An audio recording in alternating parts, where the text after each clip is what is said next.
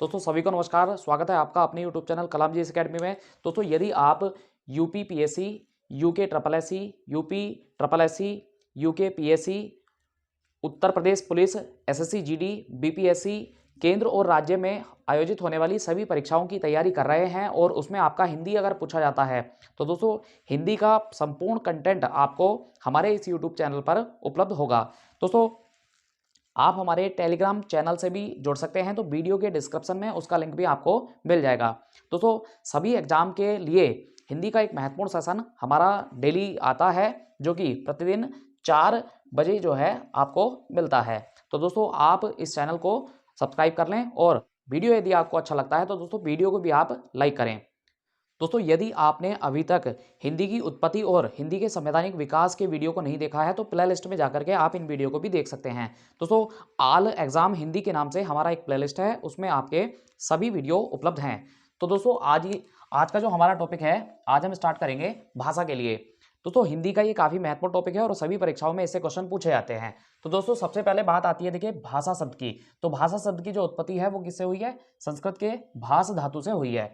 अब यहाँ पे दोस्तों बात कर लेते हैं कि धातु शब्द क्या होते हैं। देखिए धातु शब्द ऐसे शब्द होते हैं जिनका अपने आप में कोई अर्थ नहीं होता है, लेकिन यदि इनको प्रत्यय के साथ में मिला दिया जाए तो फिर इससे एक अर्थक शब्द दोस्तों बन जाता है। देखिए यहाँ पर अगर बात करें तो जो धातु शब्द है वो है भास, और उसके साथ में हमने यहाँ पर लगा दिया है दोस्तों क्या? अप्रत्यय। तो इस प्रकार से हम कह सकते हैं कि ये बन गया है हमारा भाषा। इसी तरह से दोस्तों अगर बात करें भाषा की विशेषताओं की, तो दोस्तों भाषा की विशेषता से रिलेटेड भी प्रश्न पूछे जाते हैं। देखिए अगर बात करें यहाँ पे तो भाषा की क्या क्या विशेषता है, जैसे नंबर 1 विशेषता है भाषा अर्जित की जाती है। दोस्तों भाषा जो है एक अर्जित तत्व है, क्योंकि देखिए जब एक बच्चा पैदा होता है तो बच्चा पैदा होने के बाद में वो जन्म के बाद से ही सब कुछ नहीं बोलने लगता है, तो सारा कुछ जो वो बोलता है वो यहीं पे समाज से सीखता है। दूसरा है पॉइंट हमारा कि परिवर्तनशील होती है। भाषा की अगर बात करें दोस्तों तो परिवर्तनशील होती है। देखिए माहौल का और समाज का आप पे बहुत बड़ा इफेक्ट पड़ता है और इसी के कारण से बहुत सारे शब्दों को आप जो का तो समाज से लेते हैं। तो इस कारण से हम कह सकते हैं कि भाषा जो है एक परिवर्तनशील तत्व भी होता है। इसके बाद दोस्तों अगर बात करें तो जन्मजात इकाई नहीं होती है। जी हाँ दोस्तों, देखिए यहाँ से एक प्रश्न एग्जाम में बना था उत्तराखंड की परीक्षा में। तो दोस्तों देखिए उसमें भाषा की विशेषता दे रखा था कि भाषा की विशेषता इनमें से क्या नहीं है, तो जन्मजात इसकी विशेषता नहीं होती है, क्योंकि जब एक बच्चा जन्म लेता है तो वो जन्म से ही सारी कुछ चीज़ों को नहीं सीखा हुआ होता है। इसके बाद है दोस्तों 4वां पॉइंट हमारा कि एक सामाजिक प्रक्रिया होती है। दोस्तों भाषा को सीखना एक सामाजिक प्रक्रिया है, क्योंकि भाषा के सभी जो अवयव हैं वो समाज में रह करके ही सीखे जाते हैं। इसके बाद है 5वां पॉइंट हमारा कि भाषा मानक रूप को धारण करती है। अब दोस्तों मानक का रूप होता है शुद्ध रूप। देखिए भाषा जो है वो शुद्ध रूप को ही अपना ग्रहण करती है। इसके अलावा दोस्तों अगर बात करें भाषा सीखने के मनोवैज्ञानिक आधार की, तो भाषा सीखने के मनोवैज्ञानिक आधार दोस्तों कितने होते हैं? 4 होते हैं।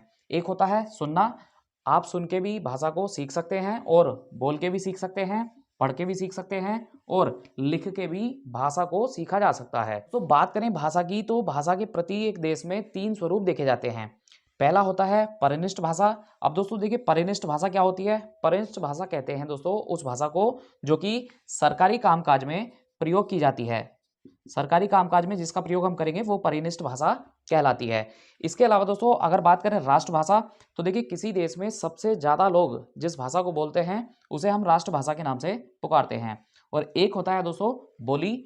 बोली की अगर बात करें तो बोली छोटे क्षेत्र में जनसंपर्क का एक माध्यम होता है। अब दोस्तों यहाँ पे बात आती है कि फिर भाषा क्या है, भाषा और बोली दोनों में क्या अंतर है। देखिए दोनों की दोनों पॉइंट ऑफ व्यू अगर मैं बात करूँ तो भाषा और बोली दोनों ही अभिव्यक्ति के एक माध्यम होते हैं, बातचीत करने का एक माध्यम होता है, जिसमें भाषा एक विस्तारित क्षेत्र है और बोली एक छोटा क्षेत्र होता है।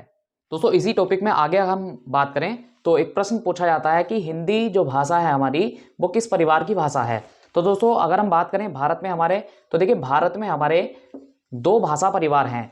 दोस्तों एक हमारे भाषा परिवार को भारोपीय के नाम से पुकारते हैं और एक को हम द्रविड़ के नाम से पुकारते हैं। तो दोस्तों यहाँ पर अगर हम बात करें तो हमारी जो हिंदी है वो है भारोपीय परिवार की भाषा। दोस्तों भारत और यूरोप दोनों ही देशों के संयुक्त लोगों के द्वारा जिस भाषा का प्रयोग किया जाता है उसी को हम भारोपीय भाषा कहते हैं।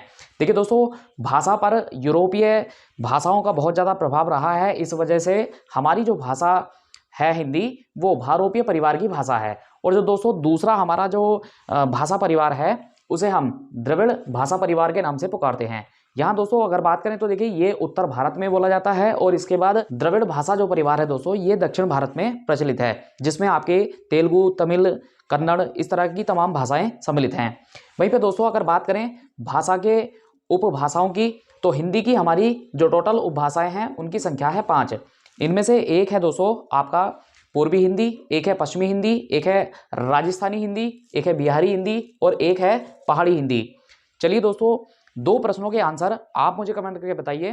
दोस्तों पहला प्रश्न आप सभी लोगों के लिए है, निम्न में से कौन सा हिंदी भाषी देश है? तो ऑप्शन आपके हैं भारत, नेपाल, मॉरिशस और ये सभी।